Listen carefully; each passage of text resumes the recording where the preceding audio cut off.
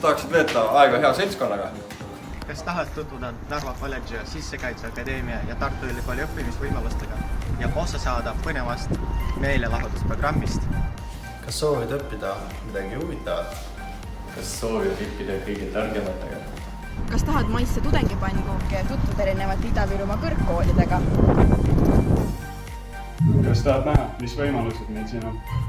Kas tead, milline Narvakas 6 aasta ÜRO-ni selginud on, mida tähendab Ida-Virumaal kõrgharidust omandada? Kas tahad teada, milline on tõeline ühikalu?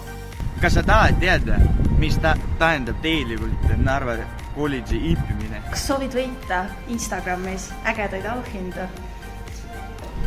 Kui soovin endale küsimustele vastuseid ja veelgi huvitavalt teada kõrgkoolis õppimise kohta, siis tule kindlasti Ida-Virumaa tudengipäevadele, mis toimub 24. aprillist 28. aprillini Kohtla-Järvel ja Narvas. Kohtumisega!